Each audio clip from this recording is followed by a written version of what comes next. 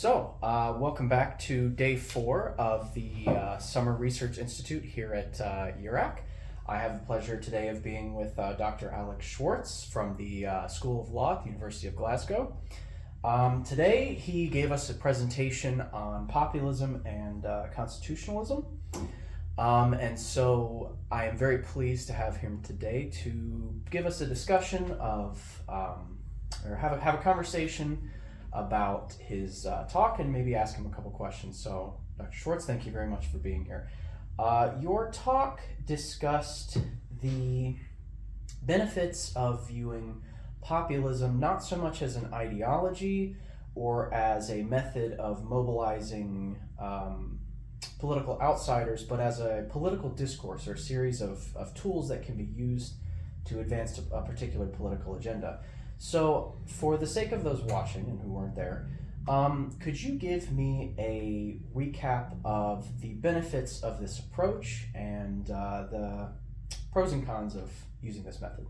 Great, sure. So I'm not the only one who would define or prefer to define populism as a type of political discourse or discursive frame, but that is the approach to the topic that I prefer, not because I think that definition of populism corresponds to some sort of objectively true essence, but because I think it's a useful way to define the topic of populism for the purposes of research, for the purposes in particular of explaining populism's connection to a number of other things that we might be concerned about, to democratic backsliding, to constitutional erosion, to attacks on judicial independence and judicial power, to threats to liberal multiculturalism, and so on. So it's a very thin definition of populism.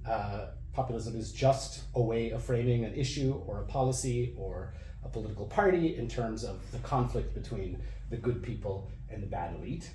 It makes no further assumptions, so it's just a rhetorical or discursive frame that can be used to advance a particular policy or to frame a problem or an issue in those terms.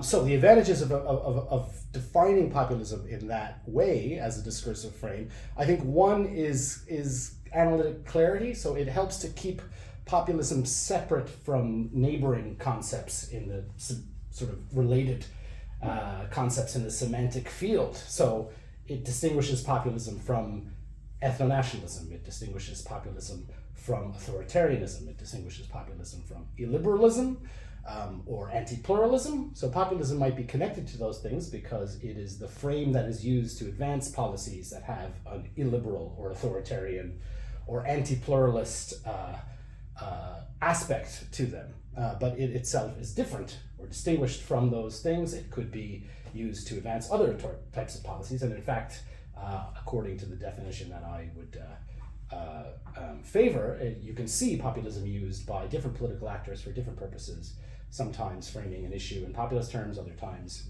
the same political actor framing the same issue in a different way, and variation across time. So the one advantage here is definitely clarity in terms of distinguishing populism from other concepts that tend to be associated with it, and that gives us the possibility of maybe explaining the relationship between populism and those other things. If we pack authoritarianism or a liberalism or anti-pluralism into our definition of populism, then by definition, it's associated with those things. And I think it's more interesting to think of it as a variable that's separate from those things, which may be associated empirically with those other things. Another advantage, I think, is scope. So this definition, because it's so minimalist, is able to capture not just the paradigm cases that we're often, tend to be associated with populism in popular academic discourse. It also travels well across regions.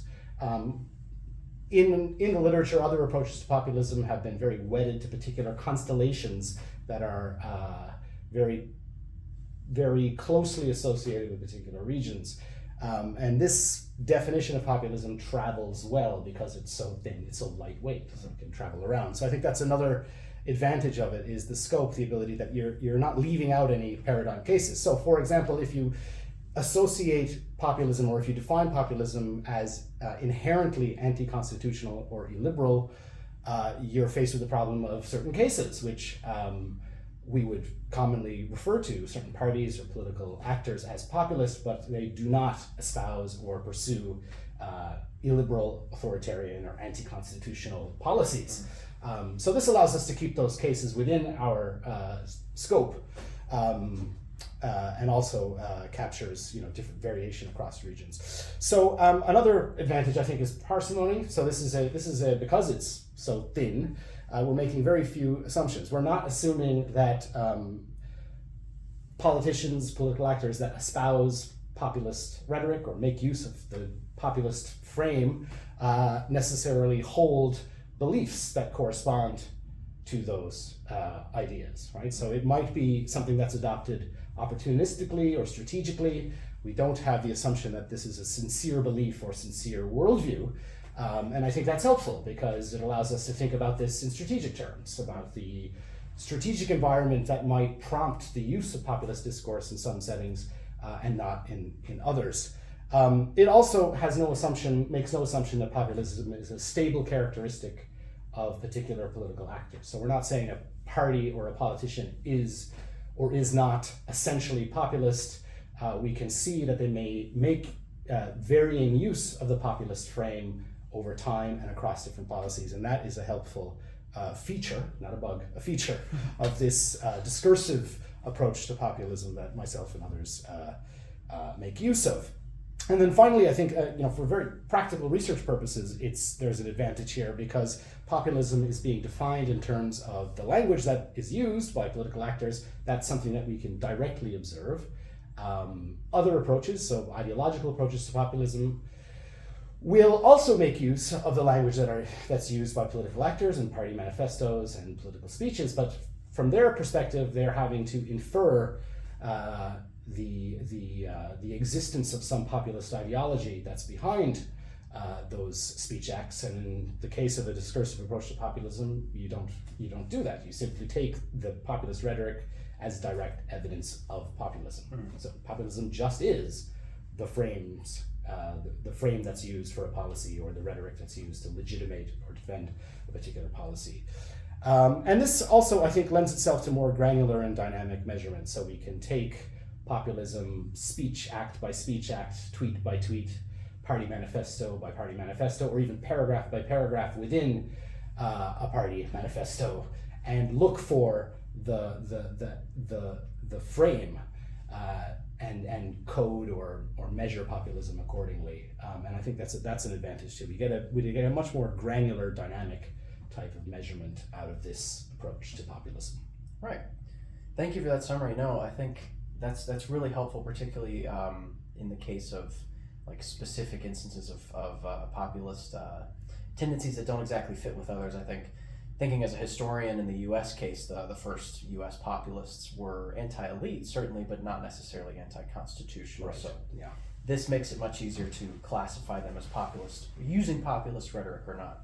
So thank you for that. I'd like to ask you now a couple questions about general populism generally. So first, what sort of mechanisms and rhetoric do traditional political institutions or political parties have to counter or respond to populist methods? In your talk, you were particularly pessimistic about the institutional ability to stop, say, the assault on the judiciary or the Constitution, because it's difficult to have laws that say you can't do something if the focus of the movement itself is to undo or change those laws. So I wonder if you could just give me a sense of what you think traditional institutions could use to adapt to this rise in populist rhetoric. Great. Well, you pose the problem very, very nicely there.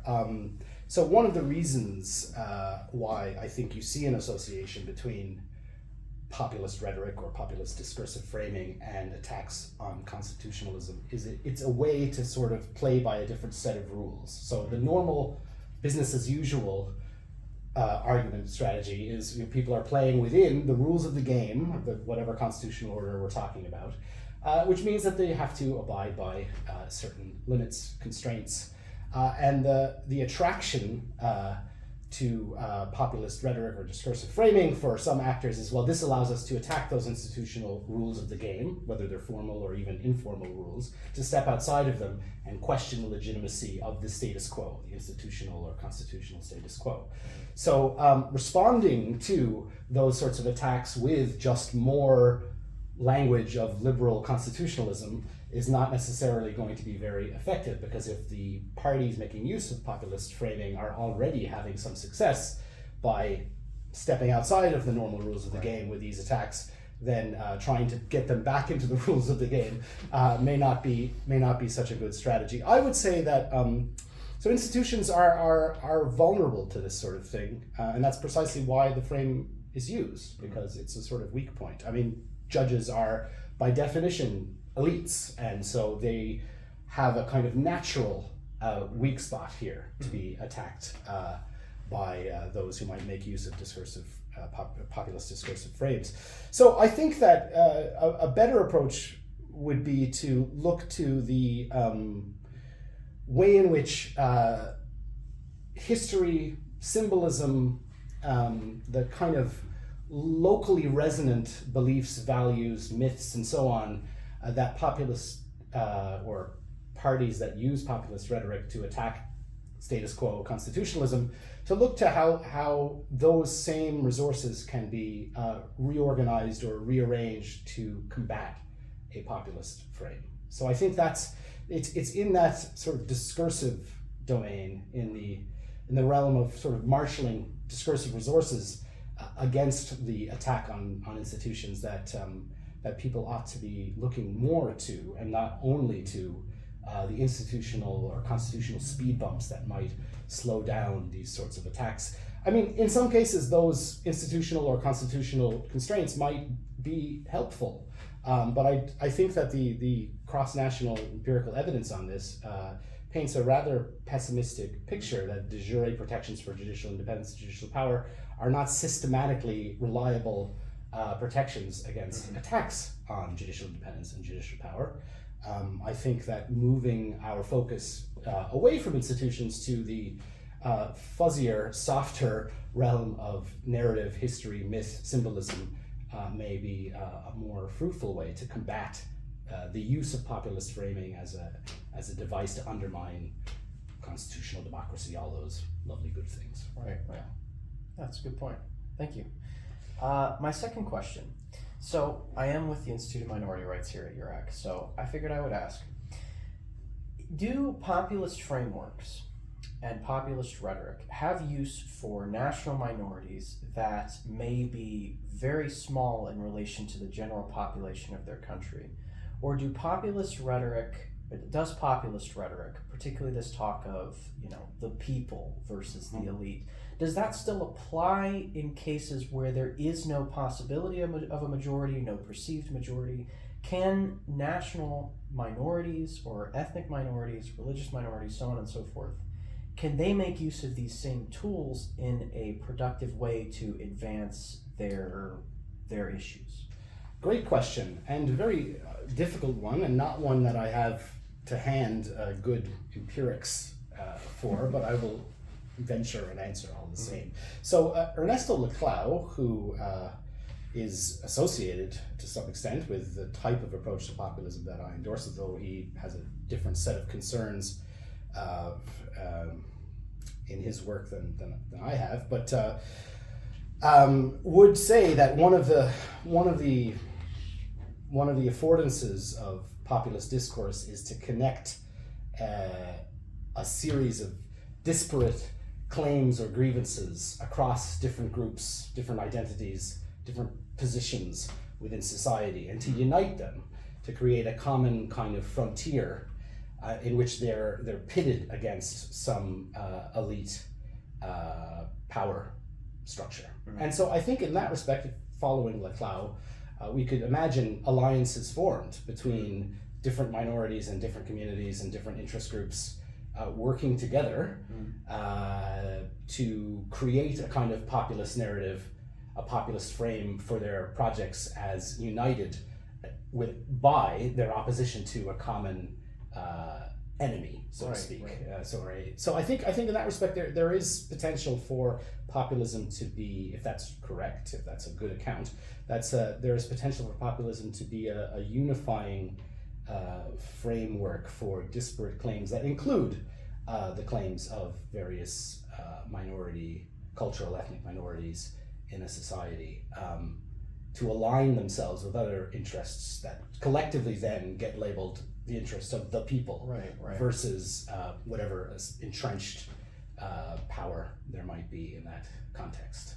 I think that's a really good point. I think particularly I'm thinking in the case of like the French right and also even the U.S. populist right. There are a lot of disparate interests and ideas of what the nation ought to be. Mm-hmm. But as long as you have a really clearly articulated enemy, you can create a people or some sort of compromise among groups. And I think in that case, obviously in the case of national minorities, it might be a little bit less anti-constitutional or anti-state per se.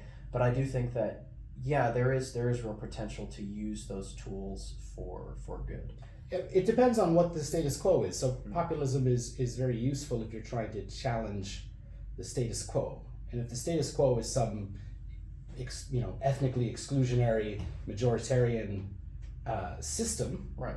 Then perhaps populism will be helpful. But if the status quo is liberal multiculturalism and a system of polyethnic rights, then perhaps populism isn't the frame you want to use. And I don't think there's anything necessarily there's nothing inevitable about which frame is chosen or which frame is best.